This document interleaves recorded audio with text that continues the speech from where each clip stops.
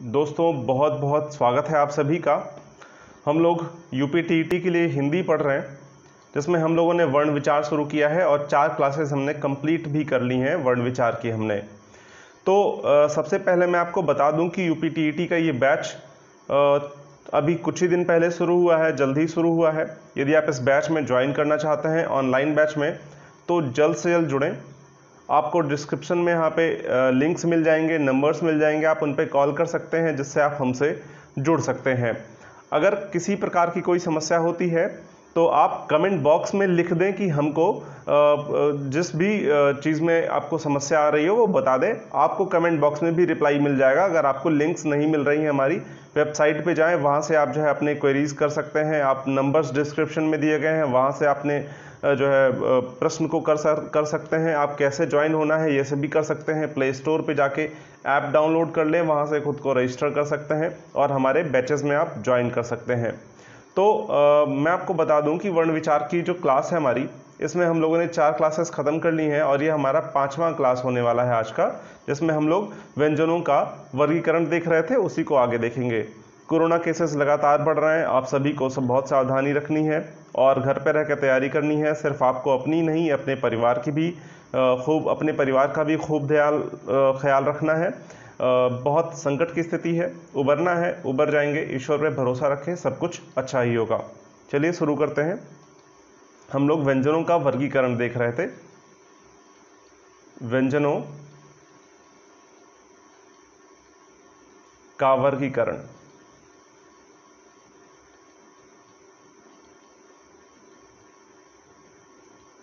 व्यंजनों के वर्गीकरण में हमने घोषत्व के आधार पर वर्गीकरण देखा था, जिसमें हम लोगों ने सघोष देख लिया था, फिर हमने अघोष देखा था,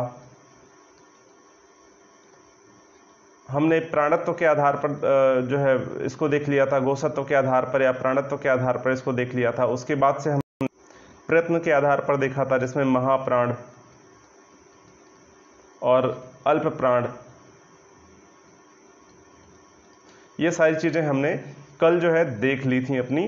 सघोष ध्वनियां किसको हम बोलते थे, जिसमें जो है आपके गले में कंपन उत्पन्न होता है, जिन जिन ध्वनियों के उच्चारण में आपके कंठ से कंपन उत्पन्न होता है, वह सारी ध्वनियां क्या कहलाती हैं? सघोष कहलाती हैं। मैंने आपको बताया था 3, 4 और 5, यह जो है आपके जो कॉलम है वर्णमाला का, यह जो है सघोष ध्वनियां कहलाती हैं। साथ ही में य, र, ल और व के साथ हा भी आप जोड़ दीजिए। मैंने यहाँ पे सिरो रेखा एक साथ लिख दी, कोई बात नहीं।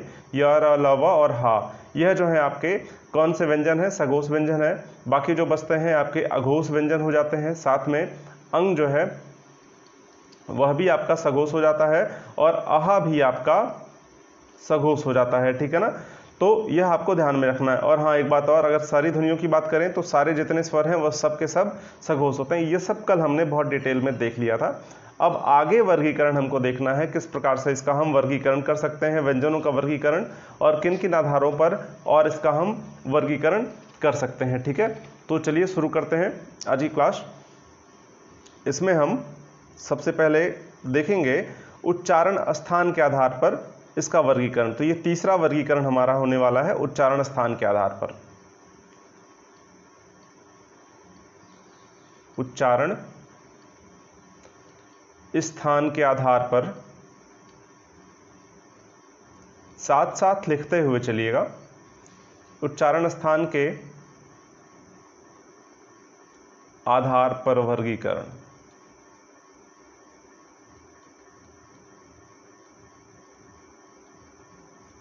अब इधर जो भी वर्गीकरण हम व्यंजनों का पढ़ेंगे वो बहुत महत्वपूर्ण है। आपकी परीक्षा में यहाँ से प्रश्न पूछे ही जा सकते हैं निश्चित तौर पर। यह मानकर चलिए यहाँ से प्रश्न आएगा ही आएगा, ठीक है।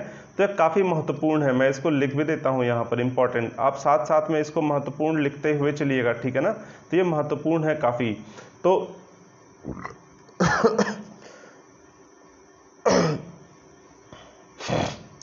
उच्चारण स्थान के आधार पर हम कैसे इसका वर्गीकरण कर सकते हैं देख लेते हैं। तो सबसे पहले यहाँ पर आप एक हेडिंग लिखिए, एक जो है कॉलम बनाइएगा, ऐसे एक टेबल बना लीजिए और उस टेबल में सबसे पहले लिख लीजिए आप यहाँ पर उच्चारण स्थान में। ये इंपॉर्टेंट जो लिखा है उसको हटा देता हूँ, वैसे ये इंपॉर्टेंट है, आप इसको इंपॉर्टेंट लिख लीजिएगा, ठीक है।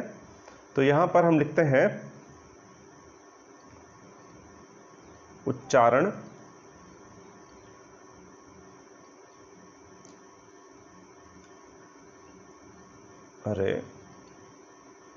उच्चारण स्थान। पहला कॉलम आपका हो गया उच्चारण स्थान। फिर यहां पर आप लिखिए आपकी ध्वनियां।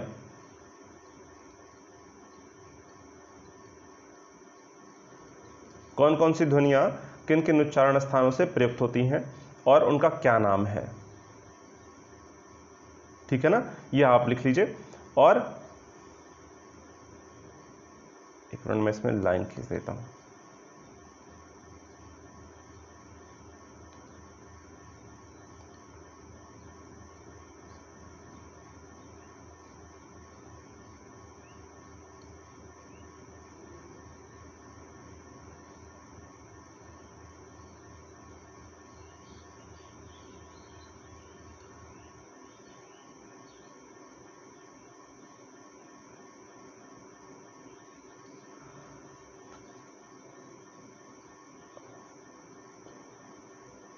मैं इसको पहले बना लेता हूं।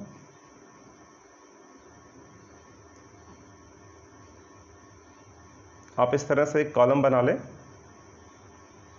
अच्छा, एक चीज़ और, यहाँ पर एक और कॉलम बना लें, कहें कि ध्वनियाँ दो होती है ना, स्वर और व्यंजन, दोनों को हमको देखना है ना, तो एक साथ हम यहाँ पर दोनों को देखते हुए चलें तो ज़्यादा अच्छा होगा। ठीक है ना, तो स्वर और व्यंजन के लिए एक कॉलम यहाँ पर ऐसे बना लें। ठीक है ना, बीच में यहाँ पर लिख लीजिए स्वर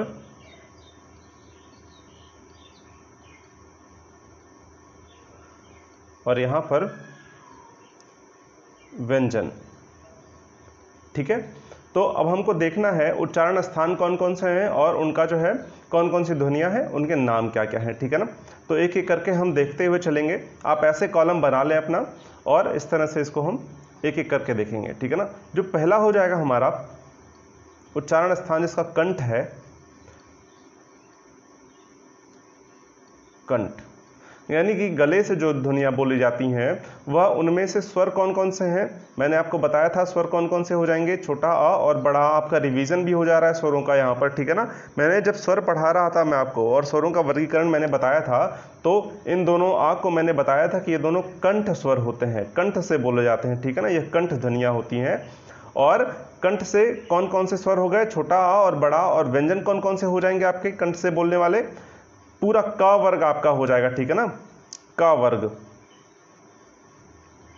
क वर्ग में कौन कौन आते हैं, क ख ग घ अंगा। ठीक है ना, यह जो है पूरा का पूरा क वर्ग आपका क्या हो जाएगा, कंठ स्वर हो जाएगा, कंठ ध्वनियां हो जाएंगी। और साथ ही साथ आपका जो है ह और अह, यह जो है आपके क्या हो जाएंगे, कंठ स्वर, कंठ ध्वनियां हो जाएंगी। ठीक है ना, व्यंजन आपके पूरा क वर्ग ह और अह, यह जो है आपकी कंठ ध्वनियां हैं। अगर स्वर की बात करें, छोटा आ और बड़ा आ आपके जो है कंठ ध्वनियां हैं। अगर इनके नाम की बात करें तो कंठ ध्वनियों को क्या बोलते हैं, कंठ बोलते हैं हम। ठीक है ना,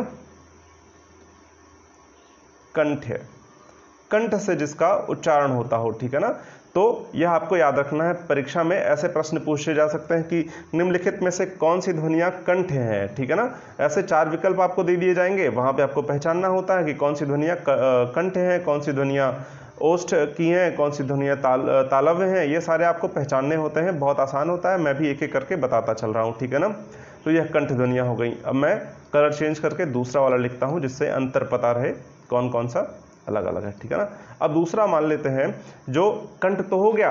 ठीक है ना, अब उसके बाद किसकी बारी आती है, थोड़ा ऊपर बढ़ेंगे तो तालु की बारी आएगी ना, ऊपर आपका तालु, अंदर मुख के तालु। ठीक है ना, तालु की बारी आएगी। तो तालु से कौन कौन से स्वर बोले जाते हैं मैंने आपको बताया ही था, छोटी ई और बड़ी ई, यह दोनों तालव्य स्वर कहलाते हैं या तालव्य ध्वनियां भी कहलाती हैं। ठीक है ना, तो छोटी ई और बड़ी ई स्वर का आपका रिवीजन भी हो गया यहाँ पर। और आपका पूरा जो है क वर्ग के बाद कौन सा वर्ग आता है, च वर्ग। ठीक है ना, च वर्ग पूरा। और साथ में कौन, च छ ज झ इया हो गया ना आपका, ये चा वर्ग में आता है ना, ये 5 वर्ण, तो पूरा चा वर्ग हो गया आपका। और या, और आपका क्या, शा, ठीक है ना। ये तालु से आपके बोले जाते हैं, ठीक है ना, इसीलिए इसको तालव्य शा भी बोलते हैं हम, ठीक है ना। या और शा आपके क्या है, कंठ तालव्य ध्वनियां है, ठीक है ना। यह जो व्यंजन है यह तालु से बोली जाती हैं। इस वजह से इनको हम, इन ध्वनियों को क्या बोलते हैं, इन ध्वनियों का क्या नाम हो जाएगा, तालव्य ध्वनियां, ठीक है ना, तालव्य, ठीक है ना। मैं लिखता हुआ चल रहा हूं, साथ साथ में थोड़ा थोड़ा हम समझते हुए चलेंगे, बहुत कठिन नहीं है, बस आपको ऐसा ही देख के ये याद हो जाएंगी, ठीक है ना। तो बार बार इसको देखते हुए चलिएगा, इस चार्ट को, आपको आसानी से चीज़ें याद हो जाएंगी, ठीक है ना। मैं एक बार फिर से बता देता हूँ, कंठ से बोलने जाने वाले स्वर जो हैं वह दो हैं, छोटा आ और बड़ा आ। कंठ से बोले जाने वाले जो व्यंजन है वह पूरा का पूरा क वर्ग है और हा और अहा है, ठीक है ना।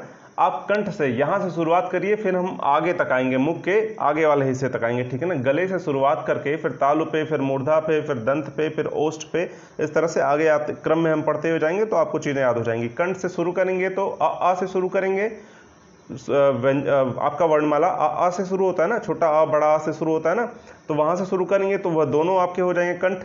फिर कंठ से ही अगर हम शुरू करें तो आपके व्यंजन कहाँ से शुरू होते हैं, का से शुरू होते हैं ना, क ख ग घ अंगा से शुरू होता है ना, तो पूरा का पूरा का वर्ग उठा लीजिए, ठीक है ना। तो पूरा का पूरा का वर्ग और हा और अहा, ठीक है ना। हा और अहा दोनों लगभग उच्चारण एक ही तरह होता है, ठीक है ना, अहा हा, तो उन दोनों को भी कंठ में उठा के रख दीजिए, आप गले में रख दीजिए, गले से बोले ही जाते हैं ये, ठीक है ना। तो ये हो जाएगा। तालु की बात करें तो छोटी ई बड़ी ई, कंठ के बाद क्या आता है आपका, तालु का हिस्सा आएगा ना ऊपर, तो कंठ के बाद जब तालु आएगा तो आ के बाद क्या आता है, ई आता है, तो आपके दोनों ई उठा के रख दीजिए। फिर चा वर्ग आ जाएगा पूरा, चा छ ज झ इया, ये सब आपके तालु से बोले जाते हैं। साथ में या और शा, बड़ा सा, ठीक है ना। शा आपको पता ही है कि यह तालु से बोला जाता है, बड़ा सा, तो उसको भी उठा के आप तालव्य में रख दें। और या, इसमें कुछ याद करने वाला ऐसा है नहीं जो बहुत कठिन है, ठीक है ना। अब हम देख लेते हैं अगला जो हमारा तीसरा है वह क्या हो जाएगा। तालु भी देख लिया, अब हम मूर्धा देख लेंगे।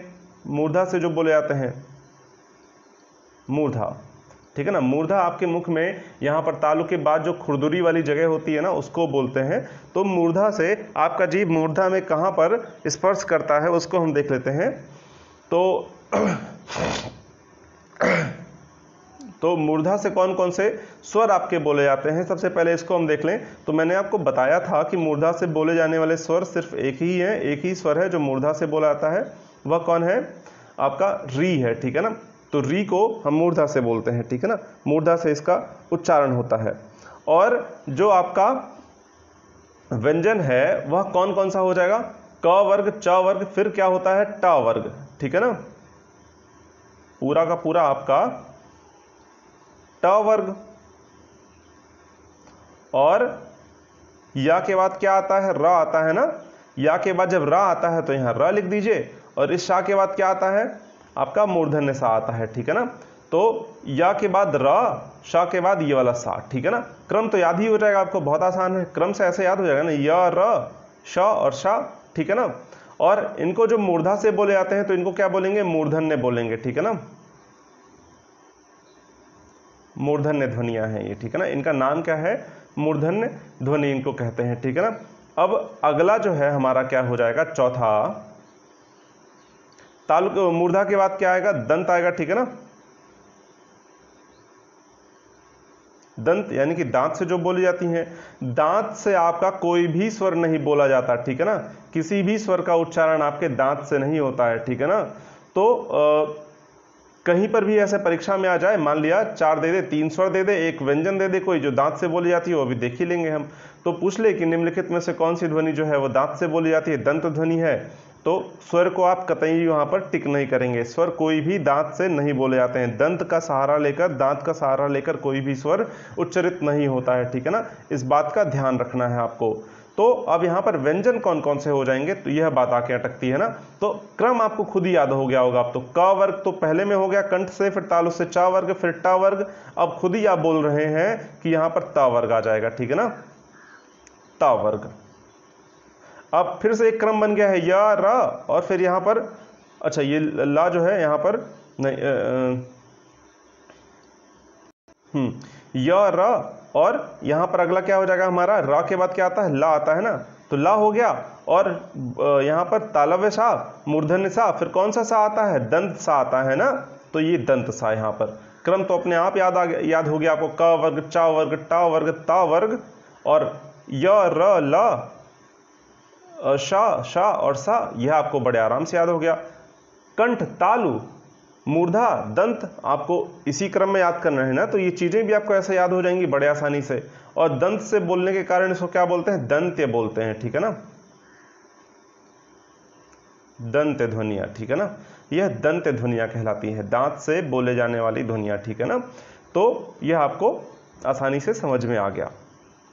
अब जो अगला है 5वें नंबर पे हमको देखना है वह क्या हो जाएगा, दांत के बाद हमारा क्या आता है, होंठ आता है ना, ओष्ठ से जो दांत के बाद आपके होंठ ही तो आते हैं ना उसके बाद भाई, तो दांत के बाद आपका होंठ आएगा, तो आप क्या देखेंगे यहाँ पे, ओष्ठ।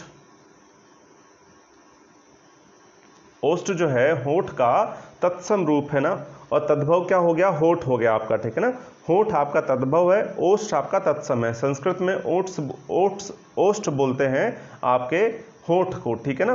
तो ओष्ठ से बोले जाने वाले कौन कौन से ध्वनि स्वर हो जाएंगे आपके, ओष्ठ से बोले जाने वाले स्वर आपके हो जाएंगे छोटा ऊ और बड़ा ऊ। मैंने आपको स्वरों के विभाजन में यह बात बताई थी, ठीक है ना, ऊ और बड़ा ऊ, ठीक है ना, यह दोनों क्या हो जाएंगे आपके ओष्ठ से बोले जाने वाले स्वर हो जाएंगे, ठीक है ना। और व्यंजनों की अगर हम बात कर लें तो यहाँ पर क्या हो जाएगा आपका क वर्ग, च वर्ग, ट वर्ग, ता वर्ग के बाद प वर्ग आता है ना, तो पूरा का पूरा प वर्ग, ठीक है ना। प आप बोलते हैं तो आपके दोनों होंठ आपस में सट जाते हैं ना भाई, प फ ब भ म, आप दोनों होंठ अपना पकड़ लीजिए, फिर प बोलने का प्रयास करिए। बोल पाएंगे क्या, बिल्कुल नहीं बोल पाएंगे। अच्छा एक बात और मैं बता दूं, एक ऋषि थे, अभी इसी होंठ पे याद आ गया, ओष्ठ, ठीक है ना। तो एक ऋषि थे, ऋषि क्या बड़े विद्वान थे, आचार्य दंडी, जिन्होंने बहुत सारे पुस्तकें लिखी हैं, बहुत सारे व्याकरण के और भी नियम दिए हैं इन्होंने। आचार्य दंडी, आचार्य भामा, भरत मुनि, इन सारे लोगों ने बहुत सारे व्याकरण के, भरत मुनि को तो नाट्यशास्त्र लिखा इन्होंने। तो ये लोग काफ़ी जो है आचार्य पाणिनि, आचार्य पतंजलि, ये उसी क्रम के लोग हैं। तो उसी में से एक लोग थे आचार्य दंडी, उन्होंने 10 कुमार चरितम नाम का एक नाटक लिखा था। 10 कुमार चरितम नाम का एक नाटक लिखा था, उसमें 10 राजकुमारों के बारे में उन्होंने बताया था, 10 राजकुमारों का चरित्र चित्रण था उसमें से एक पात्र है, उसका होंठ जो है वो कट जाता है किसी शिकार में या किसी दुर्घटना में। उसके बाद से आचार्य दंडी ने उस पात्र से कहीं पर भी ऐसे संवाद नहीं लिखे हैं जहां पर होंठ का प्रयोग होता हो, यानी कि पूरा का पूरा पा वर्ग कहीं पर भी प्रयोग नहीं किया है उसके उस दुर्घटना के बाद से। तो ऐसे याद आ गया। तो पा वर्ग जो है आपको होंठ से बोला जाता है, आपके होंठ से पूरा का पूरा पा वर्ग बोला जाता है, ठीक है ना। तो आचार्य दंडी ने इतना विशेष सूक्ष्म जो है बातों का ध्यान रखा है अपने नाटक में, ठीक है ना, कि उन्होंने जब होंठ कट गया उस पात्र का, तो उसके बाद कोई भी संवाद उस पात्र के लिए उन्होंने ऐसा नहीं लिखा जहां पर भी प वर्ग आता हो या फिर कोई भी ओष्ठ ध्वनियां आती हो, ठीक है ना। सारे के सारे संवाद जो है कंठ वाले हैं, या तो तालु वाले शब्दों वर्ण के हैं, या फिर मूर्धा वाले या दंत वाले, लेकिन ओष्ठ वाले जो हैं कोई भी वहां पर वर्ण का प्रयोग नहीं किया है उसके लिए संवाद, इसके लिए डायलॉग लिखने में, ठीक है ना। तो वह जो पात्र है वह डायलॉग कभी भी ओष्ठ वाले में नहीं बोलता उसके बाद जब उसका होंठ कट जाता है। ऐसे ऑब्जेक्शंस उठाए जा सकते थे ना, जब इसका होंठ कट गया हो तो वह पतंग कैसे बोल रहा है, वो तो पतंग नहीं बोल पाएगा ना, बिल्कुल नहीं बोल पाएगा। तो मान लिया अगर पतंग आया हो उसमें शब्द में कहीं पर बोलना हो उस पात्र को, होंठ कट गया है तो पतंग कैसे बोलेगा, होंठ है ही नहीं। तो क्योंकि पा जो है वह होंठ से बोला जाता है ना, पा वर्ग पूरा का पूरा। समझ में आ रही ना बात मेरी आपको। तो इतने सूक्ष्म चीज़ों का ध्यान रखा जाता है साहित्य सृजन में, ठीक है ना। कहीं पर भी लेखक पर कोई ऑब्जेक्शंस ना हो जाएं, कोई जो है उंगली ना उठाने पाए कि ये देखो हवा में ही ऐसे लिख दिया। तो ये पा वर्ग आपका होंठ से बोला जाता है, ठीक है ना। और उसके बाद यहाँ पर प वर्ग के साथ साथ यहाँ पर ओष्ठ से बोले जाने दुनिया पूरा पूरा पावर हो गया, पाफा बाभा म, ठीक है ना। हाँ ये बिल्कुल इतने ही व्यंजन आपके जो है पा वर्ग में ओष्ठ से ही बोले जाएंगे, ठीक है ना। सिर्फ इतने ही व्यंजन बहुत आसानी से याद हो गया होगा। कंठ से बोले जाने वाली ध्वनियाँ कौन कौन सी हैं, क ख ग घ ङ ह और अह, फिर च छ ज झ ञ ट ठ ड ढ ण ता था द न ल और सा, ठीक है ना। उसके बाद ओष्ठ से बोले जाने वाले कौन कौन से हो जाएंगे, प वर्ग हो जाएगा, ठीक है ना। तो ये आपको आसानी से समझ में आ गया। अब जो है ओष्ठ ध्वनियों को क्या बोलते हैं, ओष्ठ्य बोलते हैं, ठीक है ना। इनका नाम क्या हो जाएगा, ओष्ठ्य।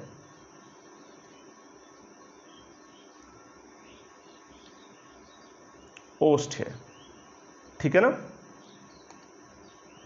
तो इन ध्वनियों का क्या नाम है, ओष्ठ ध्वनियां, ठीक है ना। अब यह आपने 5 देख लिया इनका वर्गीकरण, ठीक है ना। अब जो है अगला क्या बचता है हमारा, होंठ भी हो गया, अब आपका नाक आता है ना। अब नाक से किन किन ध्वनियों का उच्चारण करते हैं, कंठ हो गया, तालु हो गया, मूर्धा हो गया, दांत हो गया, आपका होंठ हो गया। अब क्या बचता है, नाक बचता है ना। नाक से भी तो जब करते हैं, हाँ करते हैं, तो नाक से भी कुछ ध्वनियां निकलती हैं, बिल्कुल निकलती हैं, ठीक है ना। और आपका क्या हो जाएगा, नासिका, छठे नंबर पे क्या हो जाएगा, नासिका।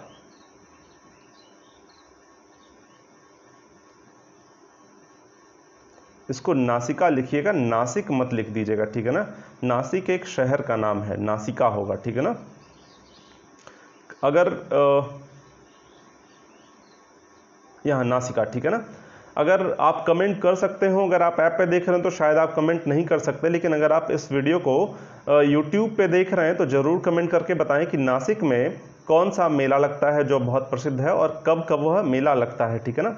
यह आपके GS का प्रश्न हो सकता है, ठीक है ना। तो कमेंट करके ज़रूर बताइए कि नासिक में कौन सा मेला लगता है और धार्मिक मेला वह है, ठीक है ना। और बहुत प्रसिद्ध मेला है, पूरी दुनिया में बहुत फेमस है। तो नासिका से, नाक से बोले जाने वाली ध्वनियाँ कौन कौन सी हो जाएंगी। अगर हम स्वरों की बात करें तो कोई भी स्वर आपका जो है नासिका से नहीं बोला जाता है, नाक से कोई भी स्वर नहीं बोला जाता। क्या आप आ, ई, उ, ए, आए, ओ, आओ, इन सब में से कोई भी ध्वनि आपकी नाक से बोली गई, क्या नाक से इनका उच्चारण नहीं ना हुआ, तो यह बिल्कुल नहीं होंगी, ठीक है ना। तो नाक से बोले जाने वाले ध्वनियां जो हो जाएंगी आपके कौन कौन सी हो जाएंगी। सबसे पहला एक अयोगवाह ध्वनि, मैंने कल बताया था आपको, अंग, आपका जो अंग है यह हो जाएगा। फिर जितने भी वर्ग हैं उनका पांचवा वर्ण, ठीक है ना, उनका 5वां वर्ण, क ख ग घ अंगा, 5वां वर्ण क्या है, अंगा है, ठीक है ना, यह हो गया।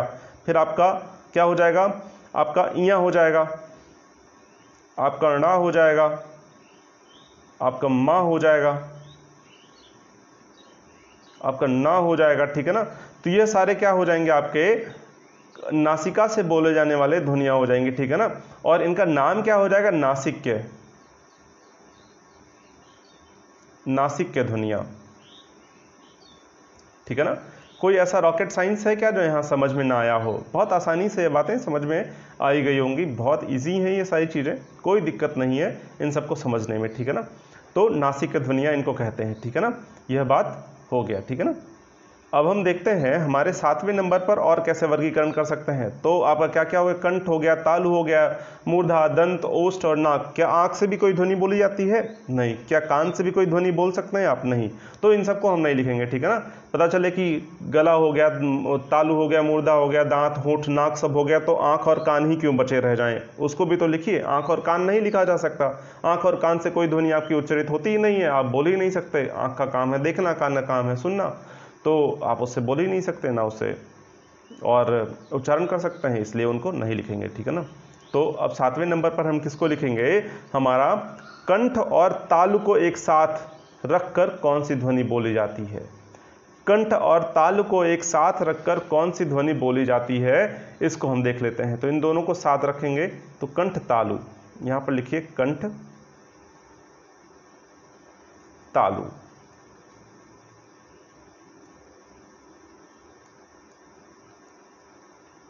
कंठ और तालु से कौन कौन सी ध्वनि बोली जाती है आपकी, ए और ऐ। मैंने आपको बताया था, जब मैं स्वर आपको बता रहा था तो मैंने बताया था कि यह आ और ई के संयोग से बनता है और ऐ जो है ए और आ के संयोग से बनता है। तो कंठ और तालु के दोनों वर्ण आपस में मिलते हैं तो ए और ऐ बनता है, ठीक है ना।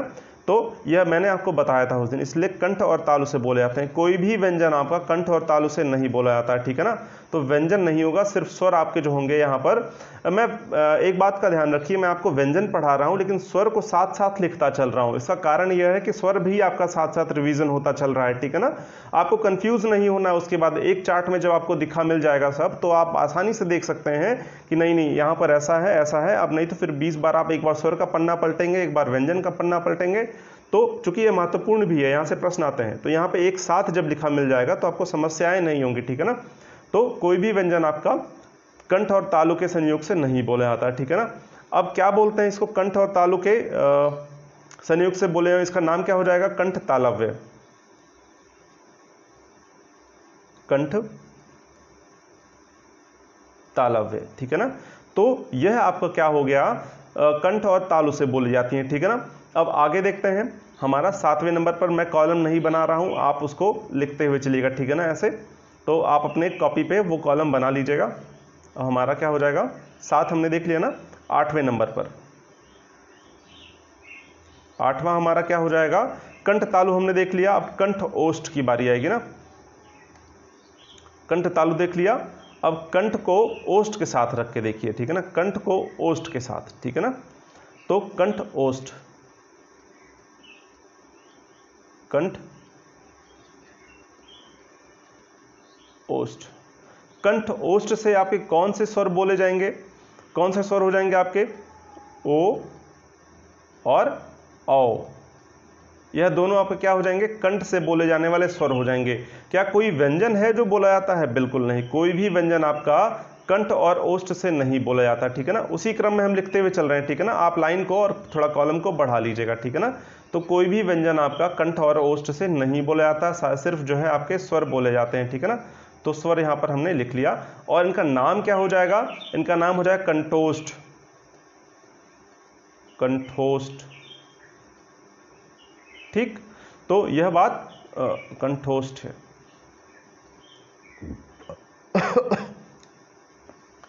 समझ में आ गई होगी आपको यह बात, ठीक है ना। अब जो 9वां है, हमको क्या देखना है, एक और प्रकार से इसका वर्गीकरण हम देख सकते हैं। यहां पर कंठोष्ठ देख लिया, और अब क्या हो जाएगा, कंठ तालु हो गया, कंठ ओष्ठ हो गया। आपका क्या हो जाएगा, दांत और ओष्ठ, दांत और होंठ को दोनों को आपस में जोड़कर कौन कौन से वर्ण आपके बोले जा सकते हैं, ठीक है ना। तो दंत, अच्छा ये दंत है, ठीक है ना, 1 मिनट।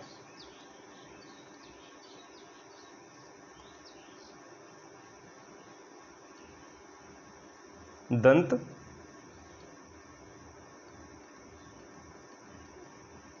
ओष्ठ, ठीक है ना।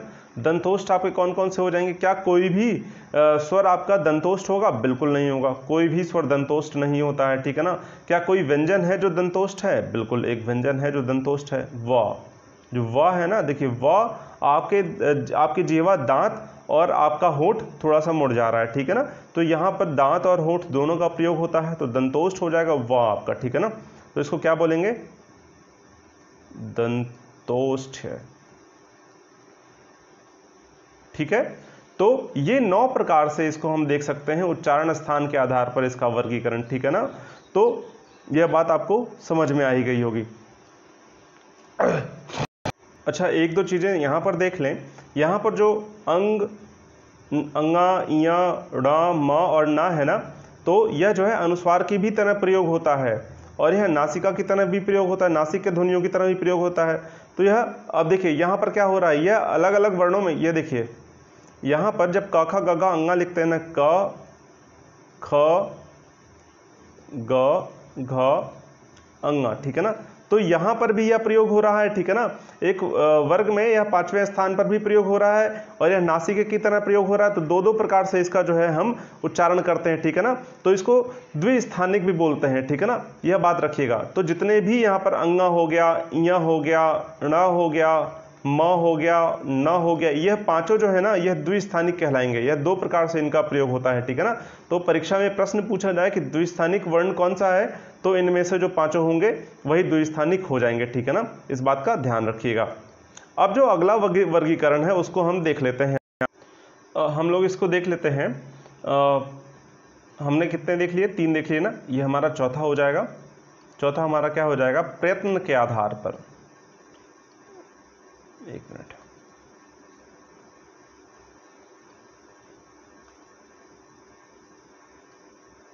प्रयत्न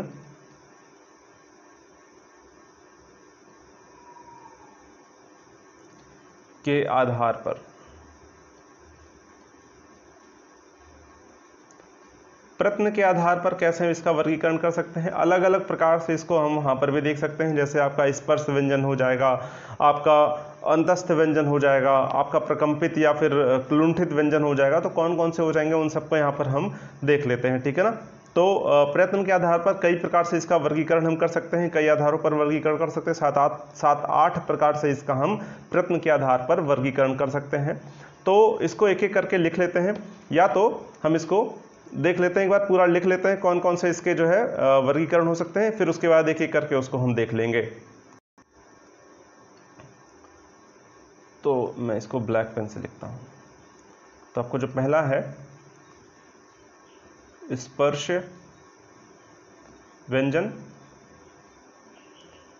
दूसरा हो जाएगा आपका स्पर्श संघर्षी व्यंजन, स्पर्श संघर्षी,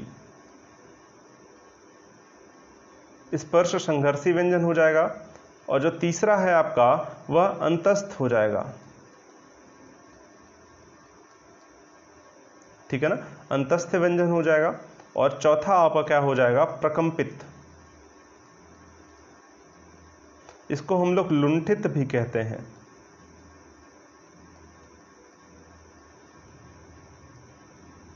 ठीक है ना।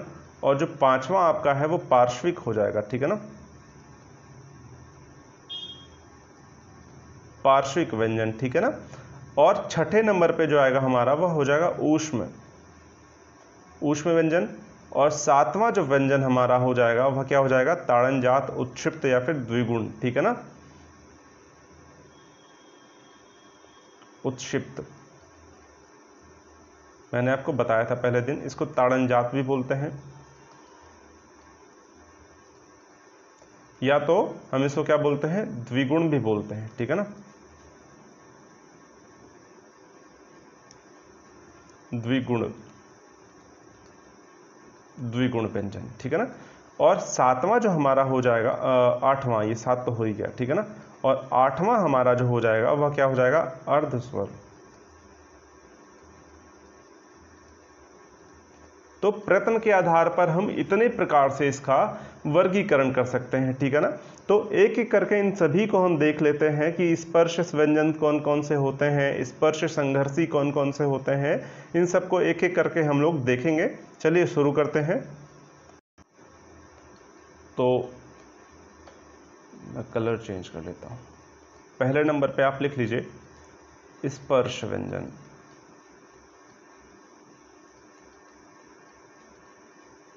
जब वर्गीकरण कर रहे थे तो मैंने आपको बताया था कि जितने भी वो 25 वर्ण हैं, याद आ गया होगा आपको, वह सभी क्या होते हैं? स्पर्श व्यंजन होते हैं। अब इसकी परिभाषा लिखने की आवश्यकता है क्या? अगर मतलब इसके बारे में कुछ और लिखने की आवश्यकता है क्या? परिभाषा क्या बोलेंगे उसको इसके बारे में? तो बस इसको ऐसे लिख लीजिएगा कि वे सारे व्यंजन जिनके उच्चारण में आपके मुखांग आपस में स्पर्श करते हो वो सभी जो है आपके स्पर्श व्यंजन कहलाते हैं, ठीक है ना। चलिए मैं इतना लिख देता हूं कि एक मिनट, मुखांग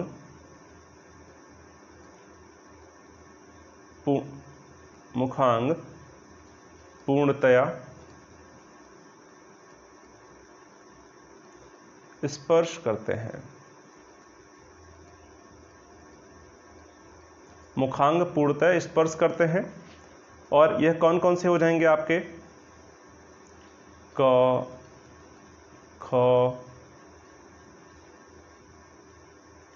ग, घ, ङ, च, छ,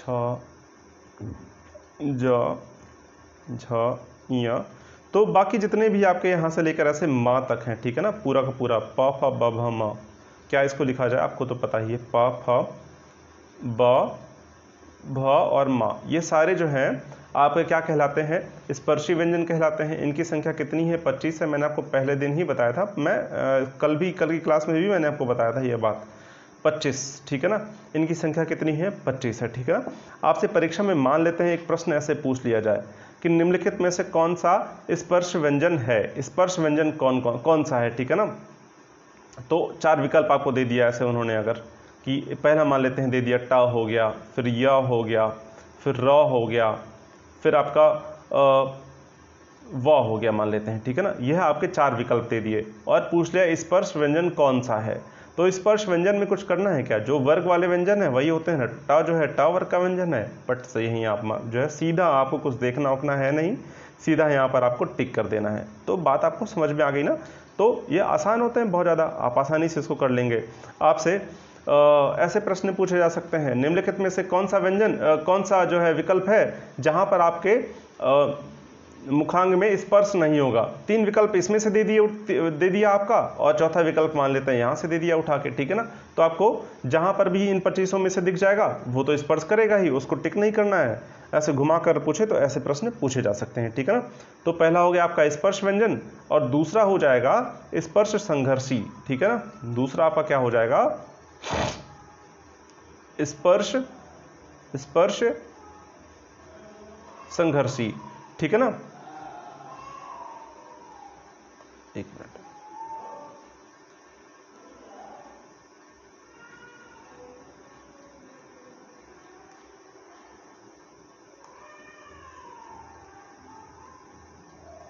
स्पर्श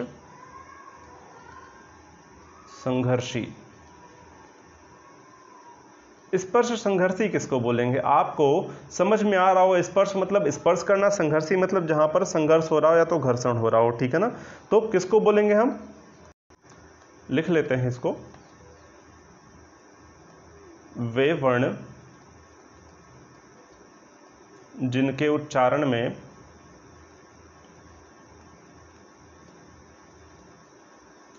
उच्चारण में मुखांग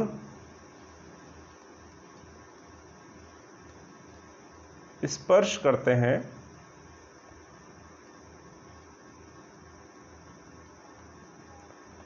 और हवा को निकलने के लिए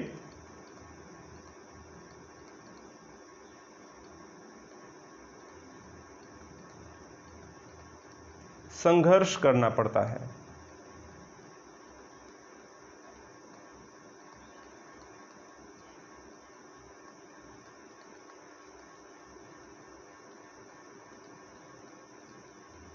ठीक है, तो ये आपको समझ में आ गया होगा। अब ये कौन कौन से हो जाएंगे आपके, चा हो जाएगा। चा देखिए आपका जीभ यहाँ पर ऊपर स्पर्श कर रहा है और आपके मुख से हवा तुरंत बाहर नहीं निकल पा रही। चा हो गया, छा हो गया आपका, ठीक है ना। और आपका जा हो गया, फिर झा हो गया, झा से झंडा, ठीक है। तो यह सारे क्या हो गए आपके स्पर्श संघर्षी हो गए। यही चारों आपके क्या हो जाएंगे, स्पर्श संघर्षी हो जाएंगे। बताने की आवश्यकता है क्या कि कैसे प्रश्न पूछे जाते हैं यहाँ पर।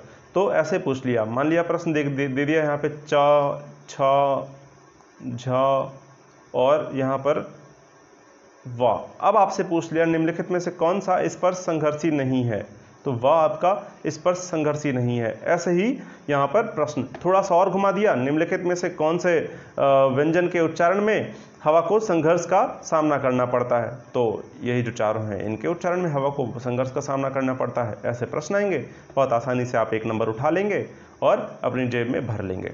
चलिए अगला देखते हैं हम।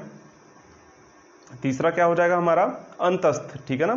तीसरा हमारा क्या है, अंतस्थ।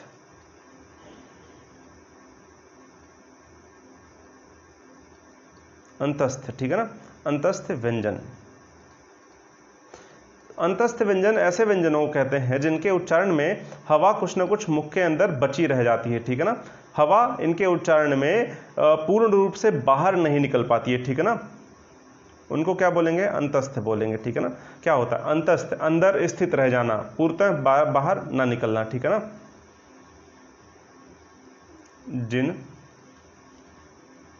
वर्णों के उच्चारण में, यहाँ व्यंजन भी लिख सकते हैं, जिन वर्णों के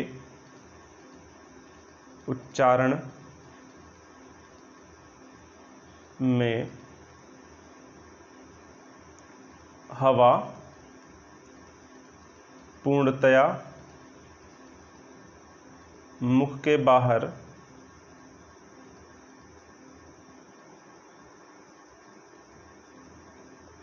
नहीं निकल पाती।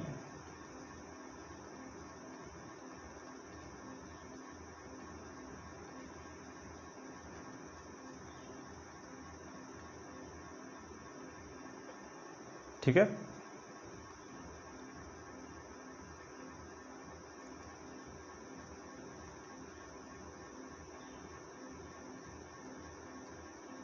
हवा पूर्णतः मुख के बाहर नहीं निकल पाती, वे क्या कहलाते हैं?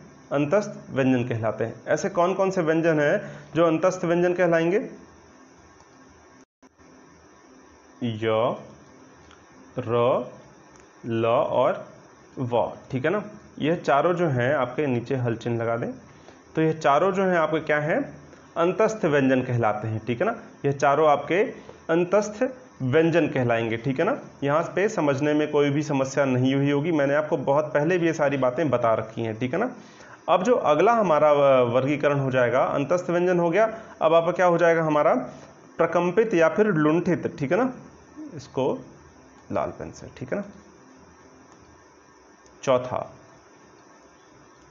प्रकंपित या लुंठित।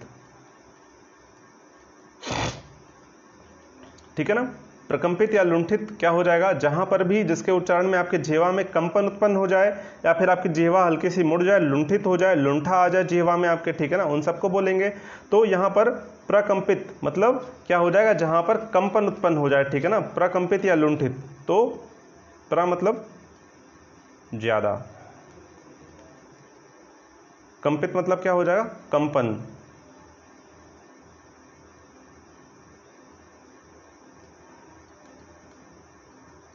कंपन। ठीक है ना, मैं शब्दों को यहाँ पे तोड़ दे रहा हूँ जिससे आपको समझ में आ जाए। इत मतलब यहाँ कंप और इत। ठीक है ना, कंपित, इत लिखा हुआ ना यहाँ पर, कंपित भी यहाँ पर जुड़ा हुआ है, तो इसका मतलब क्या हो जाएगा हमारा? यहाँ पर मोड़।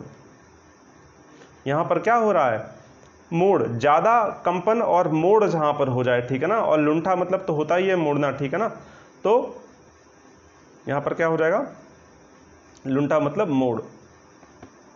एक मिनट, मैंने क्या, इत मतलब युक्त। ठीक है, एक मिनट, हाँ, प्रकंपित। ठीक है ना, प्र मतलब ज्यादा और कंपित मतलब क्या हो गया? कंप मतलब क्या हो गया? कांपना, कंपन होना। इत मतलब युक्त। ठीक है ना, मैंने कुछ और लिख दिया था। ठीक है ना, प्रकंपित। ठीक है ना, यानी कि ज्यादा कंपन युक्त। ठीक है ना, जहां पे ज्यादा कंपन हो रहा होगा उसको क्या बोलेंगे हम? प्रकंपित बोलेंगे। ठीक है ना, तो ऐसे कौन से? लुंठित मतलब भी यही हो गया, लुंठा मतलब मोड़, इत मतलब यानी युक्त, यानी मोड़ युक्त, जहां पे घुमावदार मोड़दार हो उसको हम लुंठित बोलते हैं। ठीक है ना, तो ऐसा कौन सा व्यंजन हमारा है? रा। रा को बोलिए, देखिए आपका जीभ हल्का सा मुड़ेगा और कंपन होगा, रा बोल के देखिए। रा में यही होता है ना, तो एक व्यंजन आपका है जो यहाँ पर लुंठित या प्रकंपित कहलाता है। प्रश्न यहाँ से पूछे गए हैं, प्रश्न पूछे भी जाएंगे। ठीक है ना, निश्चित तौर पर इस बात को मान के चलिए। तो यह जो है हमने 4 प्रकार से आज वर्गीकरण देखा।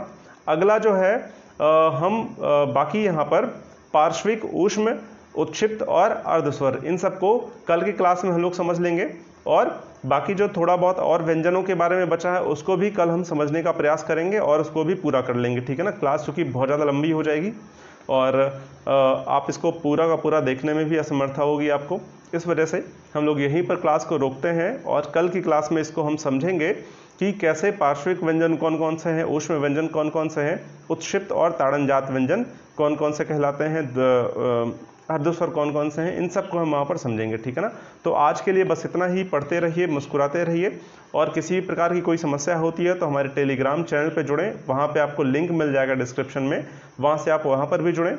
और जो भी समस्या हो, अपनी क्वेरीज, अपनी समस्याएं, प्रॉब्लम जो भी आपकी हो वहाँ पे साझा कर सकते हैं। नंबर्स दिए गए हैं, उन सब पे भी संपर्क कर सकते हैं आप। बहुत बहुत शुक्रिया। पढ़ते रहिए, मुस्कुराते रहिए। जय हिंद।